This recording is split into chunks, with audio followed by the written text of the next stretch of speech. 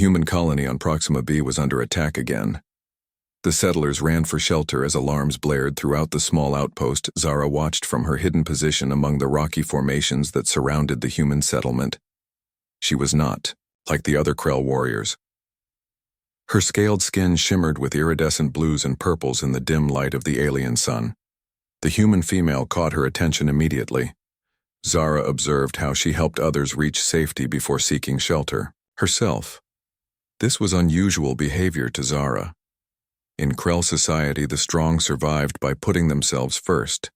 Yet this human risked her own safety for the weaker members of her species.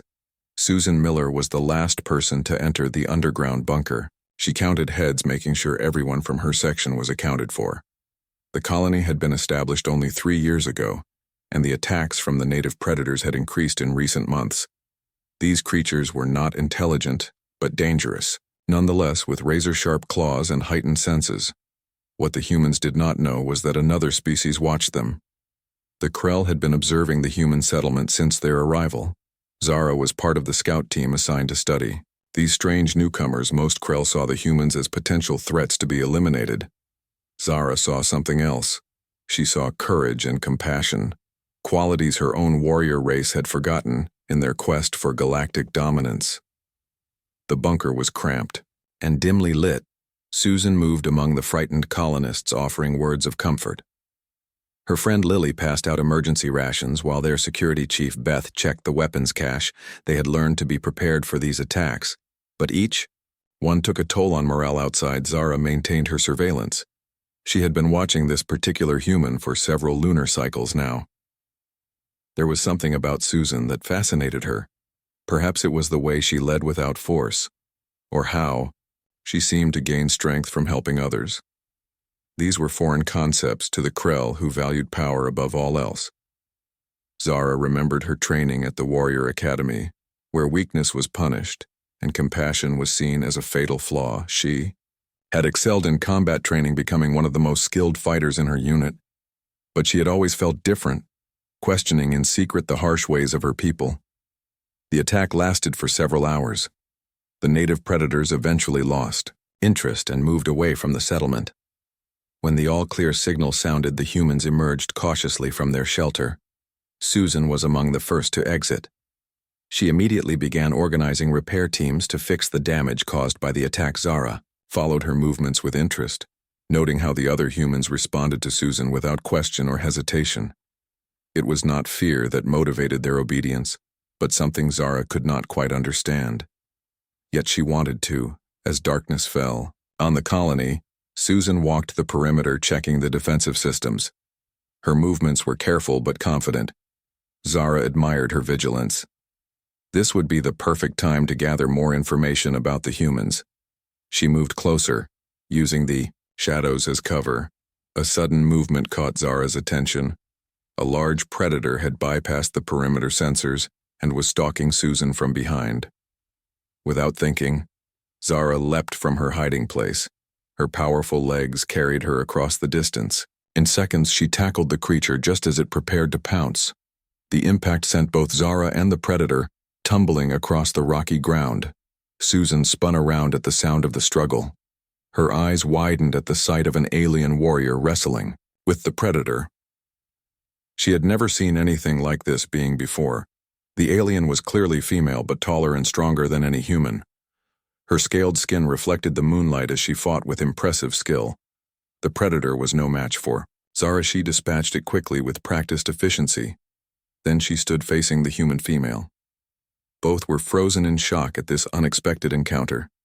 Zara knew she had violated the primary directive by revealing herself to a human. But she could not have allowed this particular human to die. They stared at each other for a long moment. Susan noticed the alien warrior was injured. Dark blue blood seeped from a gash on her arm. I should run, Susan thought. But something held her in place. This alien had saved her life. She took a cautious step forward. Zara tensed but did not retreat. She watched as the human approached slowly. When Susan gestured to her wounded arm, Zara understood. The human wanted to help her. This was unexpected.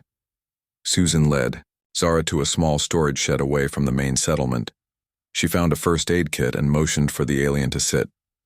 Zara complied, curious about this strange behavior. No Krell would ever aid an enemy. As Susan cleaned and bandaged the wound, she spoke softly, knowing the alien probably could not understand her words but hoping her tone would communicate her gratitude. Zara listened to the strange sounds, fascinated by the human language. Her own people communicated through a combination of sounds and telepathic impressions. When Susan finished treating the wound, she stepped back, giving Zara space. She had so many questions but no way to ask them. Who was this alien? Where did she come from? Why had she saved her life? Zara flexed her arm, testing the bandage. It felt strange, but the bleeding had stopped. She looked at the human with newfound respect. This creature had helped her, despite not knowing anything about her. Such behavior would be considered foolish among the Krell, yet Zara found it admirable. Susan pointed to herself and said her name slowly. Zara understood this form of introduction. She pointed to Susan and attempted to repeat the sound. It came out slightly distorted but recognizable. Susan smiled and nodded, enthusiastically. Then Zara pointed to herself and spoke her name. The sound was unlike anything Susan had heard before, a combination of clicks and tones. They spent the next hour attempting basic communication through gestures and drawings. Susan found an old tablet and used it to draw simple pictures. Zara was a quick learner. She seemed to understand the concept immediately and added her own drawings. Susan knew she should report this encounter to the colony leaders, but something told her to keep it secret for now. The relationship between humans and the native species of Proxima b was already tense. If the colonists learned about an intelligent alien race observing them, panic would surely follow. She decided to learn more before making a report. When the first light of morning appeared on the horizon, Zara knew she had to leave. Her absence would be noticed by the other scouts. She stood and nodded to Susan, hoping to convey her intention to return. Susan seemed to understand. She pointed to the shed and made a gesture suggesting the next night Zara slipped away using the rocks and vegetation as cover. She moved with the grace and speed of a trained warrior.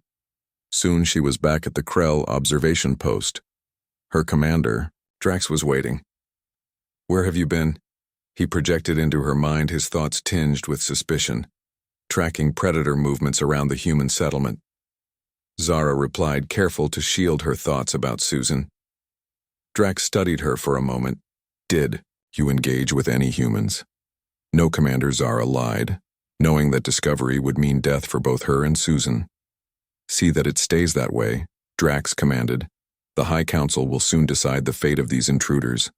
Until then, we observe only." Zara nodded and moved to her sleeping quarters. Her arm still bore the strange bandage the human had applied.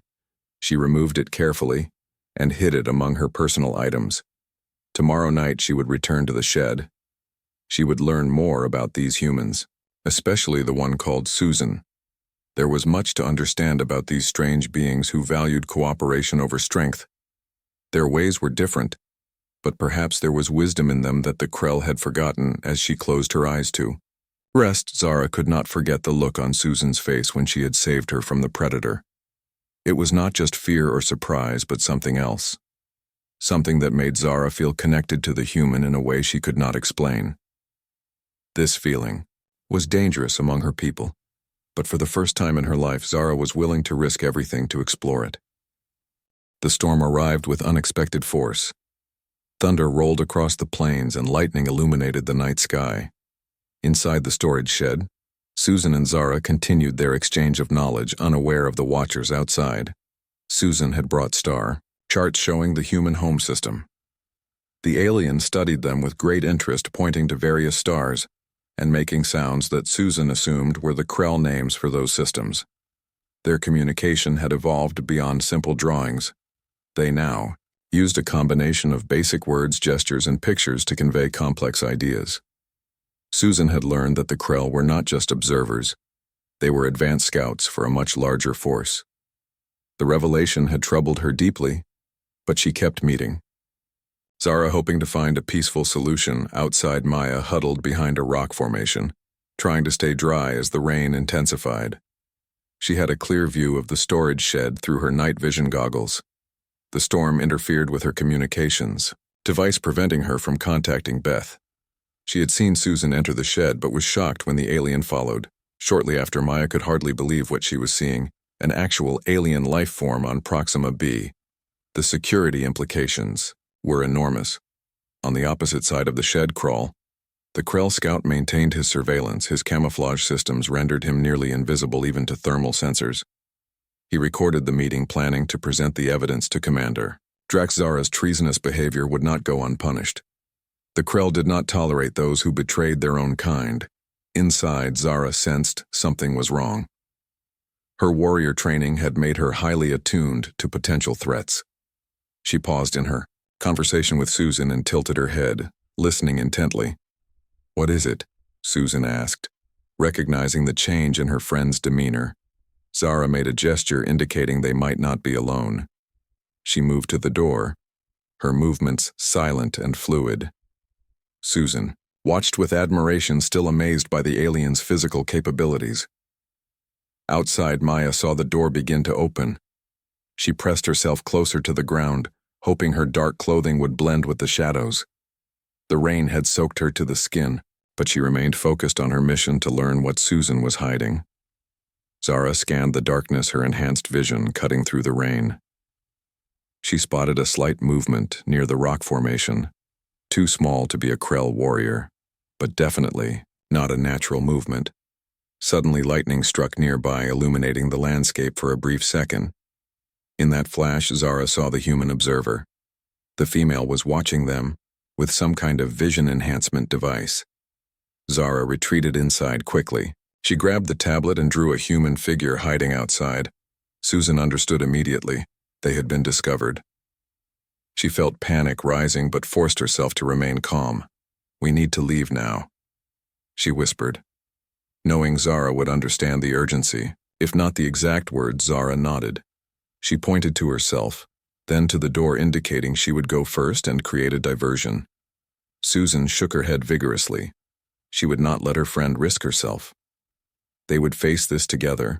Before they could decide, a new sound rose above the storm. A high-pitched whine that Susan recognized as the colony alarm system. Something had triggered the perimeter defenses. She looked at Zara with concern.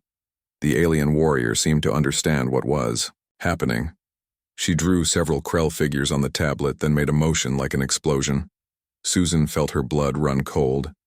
The Krell were attacking the colony. Outside, Maya heard the alarm and abandoned her surveillance duty. She ran toward the main settlement, her security training taking over. Whatever Susan was doing with the alien would have to wait. The colony was under attack. Krall also moved away from the storage shed, but in the opposite direction, he sent a telepathic message to Commander Drex confirming that Zara was with a human female. Then he joined the attack force that was moving toward the human settlement. Susan and Zara emerged from the shed into the storm. Rain lashed at them as they looked toward the colony. Lightning revealed shadowy figures moving with military precision toward the perimeter fence. Zara recognized the invasion formation. Her own people were launching a full-scale attack on the humans. Susan grabbed Zara's arm. "We have to warn them." The alien understood. She pointed to herself, then made a slashing motion across her throat, followed by pointing at the attacking Krell. Susan realized Zara was saying that opposing her own kind would mark her for death. But the alien warrior did not hesitate. She began moving toward the colony, staying low and using the storm as cover. Susan followed close behind. At the colony perimeter, Beth coordinated the defense. She had deployed security personnel at strategic points, but they were outnumbered. The attackers used advanced technology that interfered with the colony's weapon systems. The situation was rapidly deteriorating. Maya reached Beth's position, breathless from running.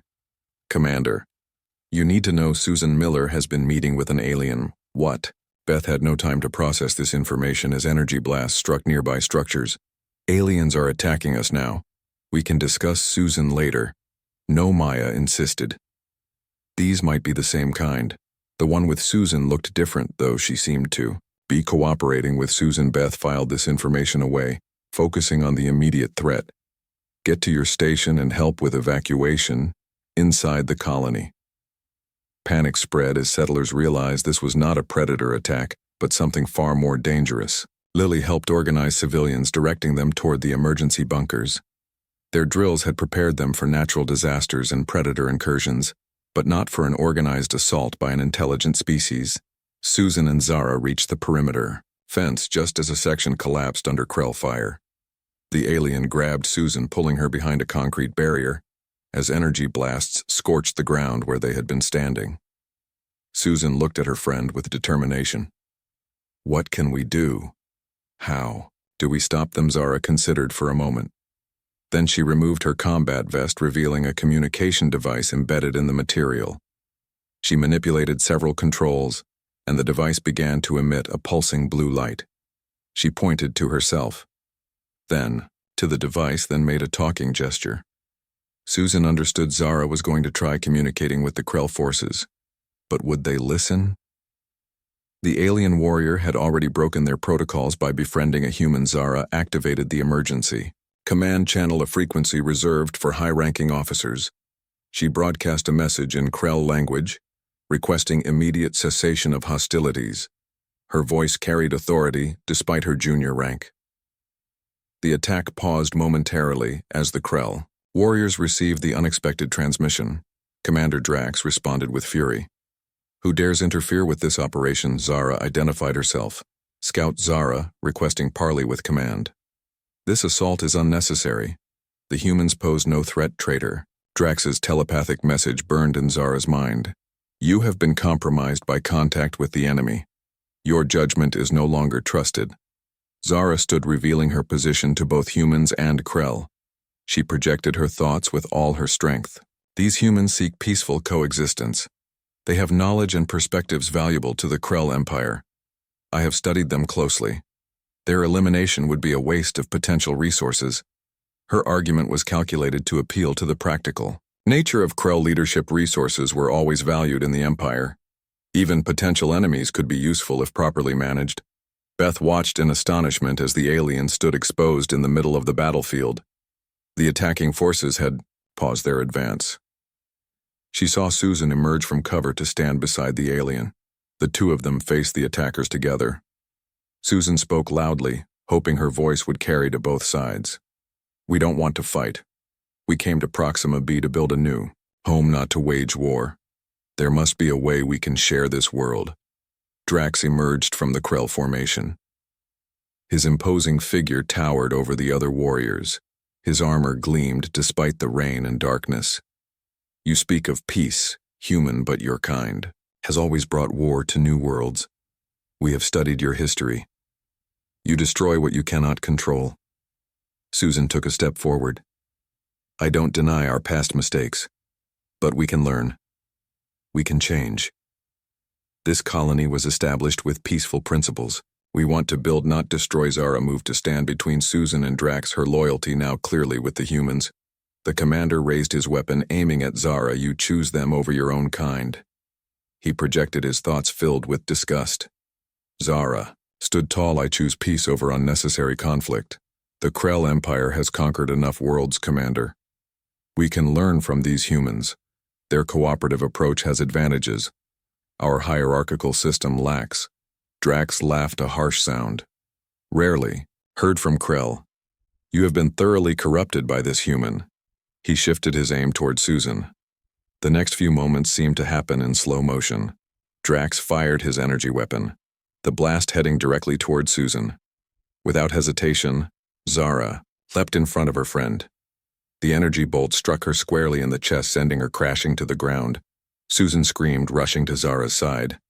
The alien warrior lay motionless, blue blood seeping from her wound. Susan looked up at Drax, with tears and rage in her eyes. Is this the honor of the Krell shooting?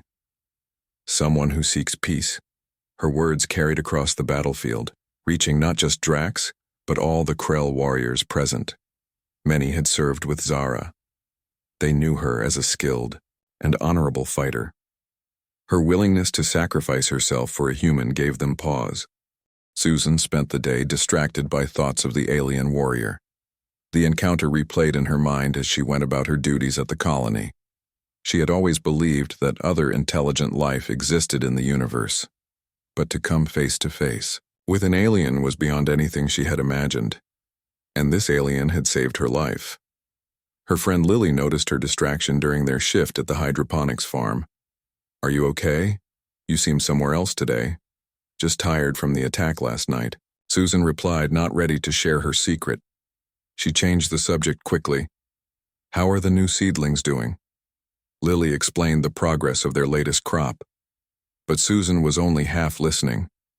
Her mind kept returning to those iridescent eyes and the strange connection she had felt with the alien warrior as evening approached. Susan made excuses to work alone at the perimeter. She claimed she wanted to upgrade the sensor array, a task that would keep her away from the main settlement. Packed tools, a portable light, and some food items, thinking the alien might be curious about human food. The storage shed was empty when Susan arrived.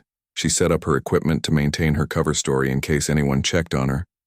Then she waited, wondering if the alien would return or if last night had been a one-time encounter. Outside, Zara approached the human settlement with caution. She had told her unit commander she was mapping the terrain to the east, giving her an excuse to be away. From the observation post, she moved silently through the shadows, her senses alert for danger, both from the native predators and from other Krell scouts. When she reached the storage shed, Zara hesitated. What she was doing violated everything she had been taught. The penalty for unauthorized contact with target species was severe among her people. Still, something compelled her forward. She tapped lightly on the metal door using the same pattern she had used the night before. Susan heard the tapping and her heart raced. She opened the door and there stood the alien warrior. Her scaled skin seemed to absorb the moonlight, giving her an ethereal glow. Susan stepped aside, inviting her in. Zara entered cautiously. Her eyes adjusted quickly. To the dim interior, she noticed the human had brought more items than before, including some strange-looking objects in clear containers. Susan pointed to herself and repeated her name, then gestured to Zara. The alien understood and responded with her own name. The sound was still difficult for Susan to reproduce, but she tried her best, earning what appeared to be an amused expression from Zara. They sat across from each other on storage containers. Susan opened one of the food containers and demonstrated eating, then offered it to Zara. The alien examined the food with interest. She sniffed it before taking a small taste. Her reaction was hard to read, but she did not seem disgusted. Susan found the tablet they had used the night before. She drew a simple picture of the colony, then added stick figures representing humans. She pointed to herself and then to one of the figures. Zara nodded, understanding that Susan was explaining her place in the human group. Zara took the tablet and drew a different structure with different types of beings. She pointed to herself and indicated her position in what Susan assumed was her own society. The drawing showed a hierarchical structure with clear levels of authority. They continued this primitive form of communication for hours. Susan learned that Zara's people called themselves the Krell. They were a warrior race who had traveled from another star system. Zara seemed to indicate they had been observing the human colony since its establishment. Susan drew a question mark and gestured to the sky and around the planet, trying to ask why the Krell were here. Zara's response was difficult to interpret, but she drew what looked like territorial boundaries around the planet. The night progressed, their communication became more fluid. They began to develop a simple sign language combining human gestures and Krell expressions. Susan taught Zara basic English words and was surprised at how quickly the alien learned. When Zara prepared to leave, Susan gave her the tablet as a gift. The alien seemed touched by the gesture. She hesitated, then removed a small device from her equipment belt and handed it to Susan. It was unlike any technology Susan had seen before. A small, transparent crystal that emitted a soft blue glow. Susan accepted the gift carefully, not sure of its purpose but understanding its significance. Zara pointed to the crystal, then to her own eyes, then to Susan's eyes. Susan wondered if it was some kind of communication device. After Zara left, Susan examined the crystal more closely. When she held it to her eye, she gasped. It showed thermal images of the area around her. This was advanced technology far beyond what humans had developed. She hid the crystal in her private locker, knowing its discovery would raise too many questions. The next day, Susan found herself thinking about Zara constantly. She wondered about the Krell Society and what had brought them to Proxima B. Were they peaceful observers, or was there another purpose to their presence? The drawing Zara had made suggested a military structure which concerned Susan, but the alien had saved her life, which suggested not all Krell intentions were hostile. That evening, Susan was assigned to the command center, unable to meet Zara as planned. She worried the alien would think she had abandoned their budding friendship. She needed to find a way to communicate this to Zara across the colony. Zara waited near the storage, shed, growing concerned when Susan did not appear. She risked moving closer to the main settlement, staying hidden in the shadows. She spotted Susan through a window, working with other humans at what appeared to be a control center. Zara understood. The human had responsibilities to her people. She would return the next night. However, as Zara prepared to retreat, she noticed unusual activity at the Krell observation post. Several warriors were moving toward the human settlement with stealth equipment. She recognized the formation. They were preparing for a reconnaissance mission much closer to the human structures than normal protocol allowed. Zara needed to warn Susan but could not approach the main building without being seen. She remembered the crystal she had given Susan. It was not just a viewing device but a tracker as well. She activated her own crystal, focusing on the signal from the one she had given to the human. An image formed showing Susan's location in the command center. Susan was reviewing security logs when she felt the crystal in her pocket grow warm. She discreetly checked it and was startled to see what looked like a map with moving dots approaching the colony perimeter. She understood immediately. These must be Zara's people. She alerted the security chief, Beth, without revealing the source of her information. Possible movement at the western perimeter. Could be predators, but the pattern seems unusual. Beth checked the sensor array. Nothing on our scanners. They might be staying just outside sensor range, Susan suggested. Let's increase patrols in that sector tonight just to be safe. Beth agreed and dispatched additional security personnel to the western section. The Krell reconnaissance team detected the increased human activity and retreated, unable to complete their mission. Zara watched with mixed emotions. She had protected Susan and the humans, but had also interfered with her own people's operations. The next night, Susan was able to meet Zara at the storage shed. She tried to convey her gratitude for the warning. Zara seemed to understand. She drew a picture of the Krell leadership and made gestures suggesting they were becoming more interested in the human colony. Susan felt a chill of apprehension. She drew a question mark followed by a picture of humans and Krell together, asking if peaceful contact was possible. Zara's expression changed. Her response was complex, but Susan gathered that official contact would be dangerous at this time. Over the following weeks, their secret meetings continued. Their ability to communicate improved significantly. Zara began to understand simple English phrases, and Susan learned some basic Krell expressions and telepathic techniques. The alien taught Susan about Krell culture, their history as conquerors, and their strict hierarchy. Susan in turn shared information about human society, their values of cooperation and individual freedom, concepts that fascinated Zara. She explained how the colony functioned through democratic decision-making rather than military command. What neither of them realized was that their meetings had not gone completely unnoticed. A junior security officer named Maya had spotted Susan making her regular trips to the storage shed. Curious, she had followed at a distance and had glimpsed Zara, though not clearly enough to identify her as alien. Maya reported to Beth that Susan was meeting someone in secret at night. Beth, concerned about colony security, decided to investigate. She set up surveillance equipment near the storage shed, planning to discover what Susan was hiding. Meanwhile, at the Krell observation post, Commander Drax had become suspicious of Zara's regular absences. He assigned another scout named Krell to follow her. The trap was set for both Susan and Zara, unaware that their secret was about to be exposed. That night as they met in the storage shed, sharing new words and concepts, neither knew that both humans and Krell were watching. A storm was brewing on Proxima b, both literally as dark clouds gathered on the horizon, and figuratively as their two worlds prepared to collide. Their brief time of peaceful exchange was coming to an end, and the consequences would shake both their societies to the core. 3 days passed since the confrontation. Zara remained in the Colony Medical Center. Her condition stabilized but still serious. The human medical team led by Dr. Kate had never treated an alien before, but they adapted quickly, learning Zara's biology, through careful observation and the limited communication they could maintain with their patient. Susan rarely left the medical center. She had become Zara's interpreter, helping the medical staff understand her needs.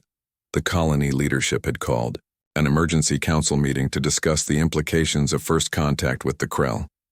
As the only human who had established meaningful communication with one of the aliens, Susan was required to attend. The council chamber was filled to capacity. Colony Governor Diane presided over the meeting, flanked by Beth, the security chief, and various department heads. Susan sat nervously at the witness table, all eyes on her as she prepared to testify. Governor Diane called the meeting to order. The Maya events of 3 nights ago have forever changed our understanding of our place on Proxima b. We are not alone. We now know that an advanced species called the Krell has been observing us since our arrival. They consider this planet their territory, and our presence here a potential threat.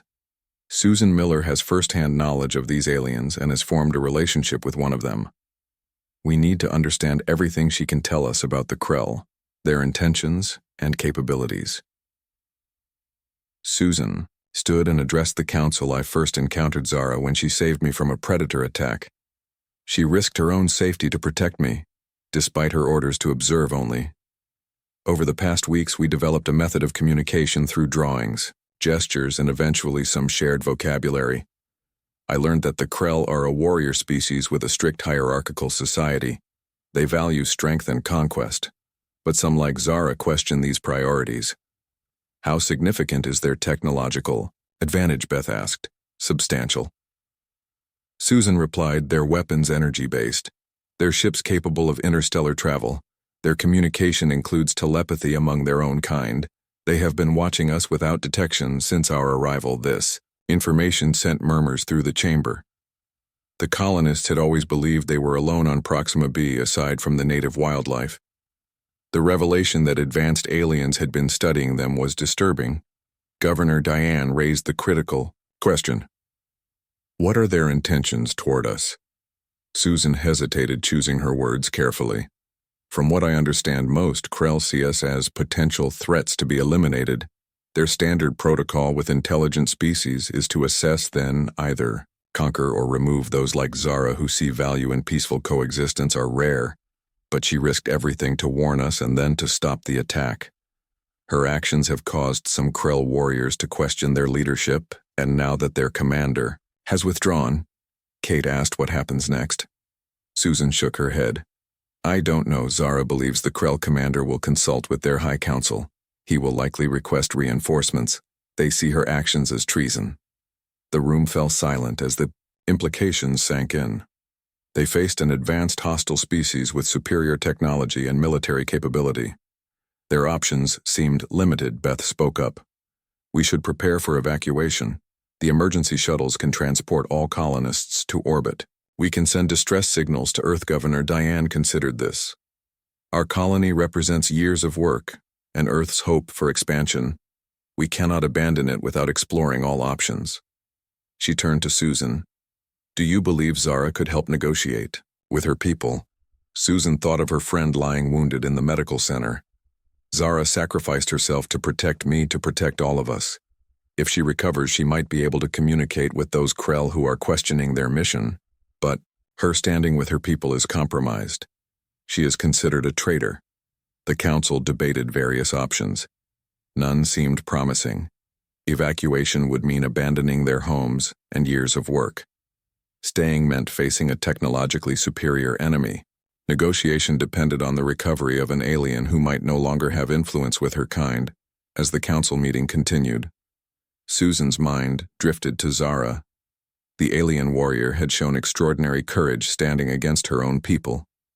The bond between them transcended species.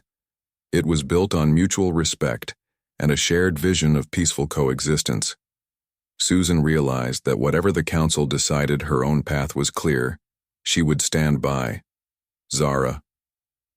The meeting was interrupted by an urgent message. Dr. Kate needed Susan at the medical center immediately.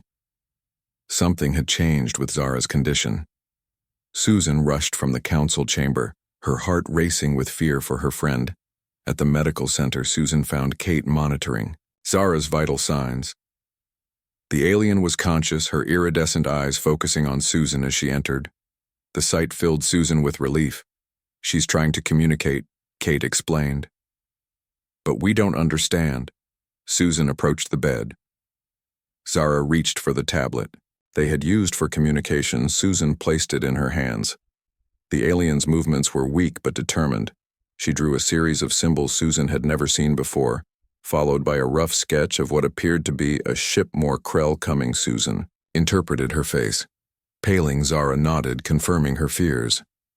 When Susan asked, Zara drew a circle around the planet, then added multiple ship symbols approaching from space. The message was clear. Reinforcements were on the way. The Krell High Council had made their decision. Susan rushed back to the council chamber, interrupting the ongoing debate. Zara is awake. She warns that more Krell ships are coming. They've decided to eliminate our colony. Governor, Diane stood, her face grave. "How much time do we have?" Susan shook her head. "I don't know. Days, maybe less." Beth immediately activated the colony emergency protocols. All departments prepare for evacuation. Priority 1 load. Essential supplies and personnel to the emergency shuttles. We launch at first light. The colony erupted into controlled chaos as the evacuation order spread. Colonists packed only what they could carry. Essential equipment and supplies were cataloged and assigned to specific shuttles. Security teams maintained order, preventing panic. Susan returned to the medical center to find Kate preparing Zara for transport. The alien was too weak to move on her own, but stable enough to be relocated. Her wounds would heal with time. But they didn't have time. "We're taking her with us," Susan insisted. "She saved us." "We won't abandon her," Kate nodded. "I've already prepared a medical pod for her on Shuttle 3. She'll need specialized care during the journey." As they carefully moved Zara to the transport vehicle, Susan noticed the alien watching the evacuation preparations with a mixture of sadness and resignation. Susan squeezed her hand gently, trying to convey comfort without words. Zara returned the gesture, her scaled fingers intertwining with Susan's human ones. That night, as the colony prepared for departure, Susan sat beside Zara in the medical bay of Shuttle 3. The alien had improved enough to communicate more effectively. She drew a new set of symbols on the tablet, then pointed to herself and made a negative gesture. "You can't come with us," Susan interpreted with dismay. Why Zara drew herself standing between human figures and Krell warriors. She pointed to the Krell, then to her chest, then to the humans. Her meaning was clear. She believed she could buy the humans time by surrendering herself to her people. "No," Susan protested. "We're not leaving you behind." Zara's expression was resolute. She drew another diagram showing multiple Krell ships surrounding a single human shuttle. The message was unmistakable. The humans couldn't outrun the Krell fleet, but a distraction might give them a chance. Susan refused to accept this plan. She left the medical bay, seeking out Beth and Governor Diane. They were coordinating the final evacuation details when Susan interrupted them. "Zara wants to sacrifice herself to distract the Krell while we escape," Susan explained, her voice breaking. "I won't let her do that. There must be another way." Beth looked skeptical. "What does she suggest?" Susan hesitated before continuing. She believes some Krell warriors were affected by her actions during the attack. Some may question their orders. If she could speak to them, directly appeal to them. Governor Diane considered this. "It's a desperate plan, but we have few options." "How would she reach them?" Their ships will have communication systems, Susan said. If Zara could broadcast a message to all Krell forces. A message of what Beth asked, peace. Susan replied simply. The same message she tried to convey before, that humans and Krell can coexist, that our differences can strengthen both species, that endless conquest ultimately weakens even the conquerors. The colony leaders exchanged looks. This was indeed a desperate plan with little chance of success. But their alternatives were equally desperate. Governor Diane nodded. We'll try it, but we continue evacuation preparations. If her message fails, we need to be ready to leave. Susan returned to Zara with the news. The alien seemed surprised that her alternative suggestion had been accepted. She drew a series of technical diagrams on the tablet specifications for a communication device that could reach Krell frequencies. The colony engineers worked through the night following Zara's designs. By morning, they had constructed a makeshift transmitter powerful enough to reach orbit. The evacuation continued in parallel shuttles loaded and prepared for immediate departure. As dawn broke over the colony, Zara was brought to the communication center. She was still weak, but determined. Susan stood beside her, ready to translate if needed. The alien warrior activated the transmitter and began speaking in the complex sounds of her native language. 6 months passed since the tense first contact between humans and Krell. The colony had adjusted to the presence of Drax and his small team of observers. They maintained a separate outpost several kilometers from the human settlement, but regular meetings occurred between the two species. Susan served as the primary liaison. Her friendship with Zara providing a foundation of trust. Zara had recovered fully from her injuries. Her position among the Krell had changed dramatically. Once considered a scout of average standing, she was now a cultural specialist assigned to study human society in depth. This new role gave her freedom to spend time in the colony, learning human customs and teaching the interested colonists about Krell ways. Susan and Zara sat on a hillside overlooking the colony. The alien sun was setting, painting the sky in shades of amber and deep purple, unlike any Earth sunset Susan had ever seen.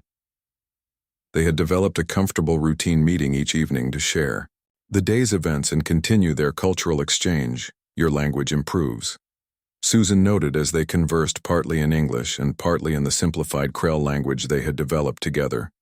Zara made the gesture that Susan had learned was the Krell equivalent of a smile. Your pronunciation of Krell sounds also improves, though some still impossible for human vocal structure. Susan laughed. I'll keep trying. She had come to appreciate the musical complexity of the Krell language even. If her human voice could not reproduce all its nuances, their conversation turned to the ongoing negotiations between Governor Diane and Commander Drax. The Krell High Council had proposed a formal treaty dividing Proxima B into human and Krell territories with shared zones for scientific research and cultural exchange. It was more than anyone had hoped for. 6 months ago, Drax changed. Susan observed. He seems less hostile.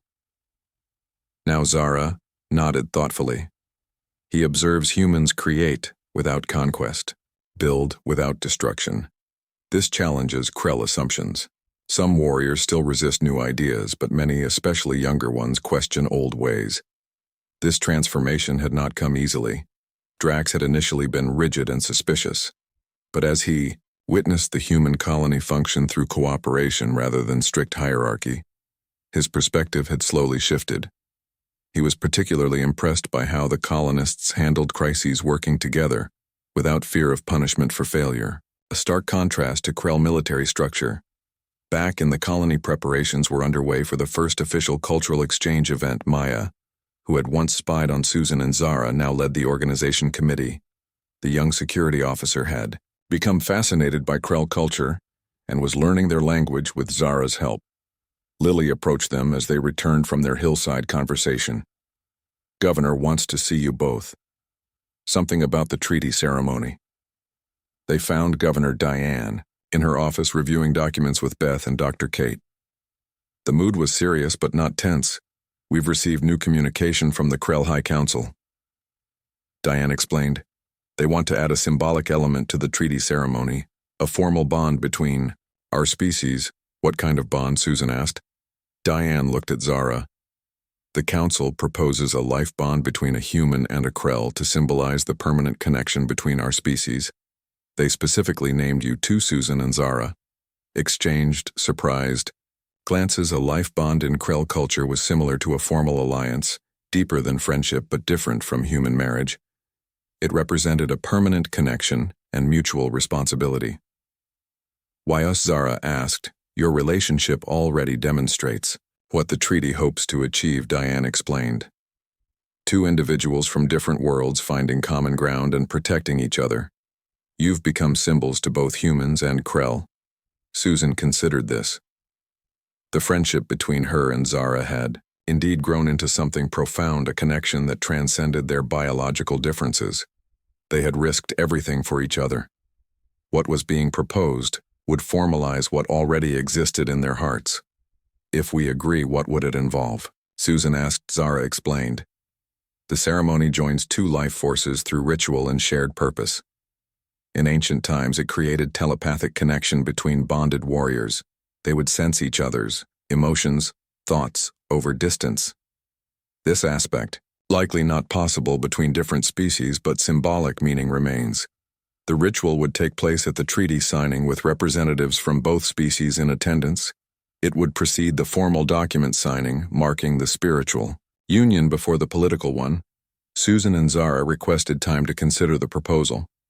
Though their decision seemed obvious to everyone else, they wanted to discuss it privately. That evening, they walked to their favorite spot overlooking both settlements. The lights of the human colony glowed warm and inviting, while the more angular structures of the Krell outpost reflected the moonlight in geometric patterns. When I saved you from Predator that first night, Zara said I broke every rule I knew. But something in you called to something in me. I did not understand then why I risked everything. She paused, searching for the right words. Now I understand. Susan waited, letting her friend find her way. Humans speak of connection. Zara continued. Of seeing, beyond surface differences, to recognize same spirit in different form. The Krell have forgotten this. In endless conquest, we lost ability to truly see others. You helped me remember. Susan took Zara's scaled hand in hers. The contrast between their physical forms was striking. Human skin against iridescent scales, 5 fingers against 4. Yet the gesture felt natural, comfortable. I never thought I would find my closest friend in someone from another world, Susan admitted. But looking back, it seems inevitable. We were both searching for something beyond what our own people could provide. You helped me see humanity through new eyes, to question assumptions I never knew I had. Their decision was made. They would accept the life bond, not just as a symbol for their peoples, but as an acknowledgement of the profound connection they had formed, a connection that had already altered the course of 2 civilizations. The day of the treaty ceremony arrived. Representatives from both species gathered. At a neutral location between the settlements, a circular platform had been constructed specially for the occasion, with symbols from both cultures etched into its surface.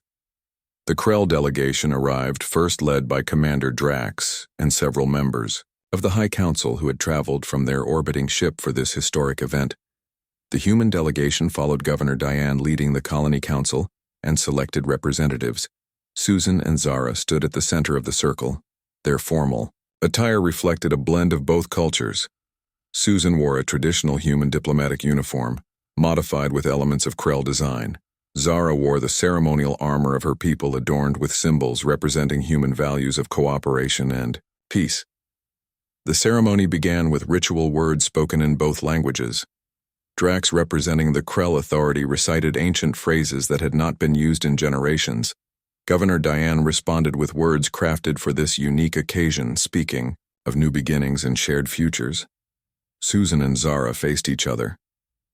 They had prepared their own words, exchanging vows of loyalty and protection that transcended cultural boundaries. They each took a small ceremonial blade and made a shallow cut. On their palms, Susan's blood red, Zara's a deep blue. They pressed their hands together, mingling their blood as the ancient Krell ritual required. As their blood mixed, something unexpected happened. A warm sensation spread up Susan's arm and into her mind. She heard Zara's voice not through her ears but directly in her thoughts. I feel you. Susan's eyes widened in shock. She responded mentally, focusing her thoughts as Zara had taught her. How is this possible? Zara seemed equally amazed. The ritual actually works between our species. This has never happened before. Their private mental exchange lasted only moments, but it changed everything. The bond between them was not merely symbolic. Their biologies, different as they were, had found a way to connect at a fundamental level. The implications were enormous, not just for them, but for future human-Krell relations. The ceremony continued with the formal signing of the treaty document. Both species would share. Proxima B developing their settlements, separately but with extensive cooperation. Research, cultural exchange, and trade agreements would bind their futures together. This world would become a model for peaceful coexistence. As the celebration continued into the evening, Susan and Zara slipped away, finding a quiet moment to explore their new connection. The telepathic link was not constant. It seemed to strengthen with physical proximity and emotional intensity, but even at a distance they could sense each other's general state, a awareness of the other that transcended normal senses. Can all humans do this? Zara asked, her telepathic voice clearer now that they were practicing. Susan shook her head. Humans have always dreamed of telepathy, but it's never been possible among ourselves. Something about our differences makes this connection work. The scientists will want to study as Zara made the Krell expression of amusement. The Krell scientists also. They will have many theories, but no theory explains what we know. What we know. Susan prompted. That connection does not require sameness. Zara's thoughts conveyed that difference can create something new, something neither could achieve alone. That is what our peoples must learn.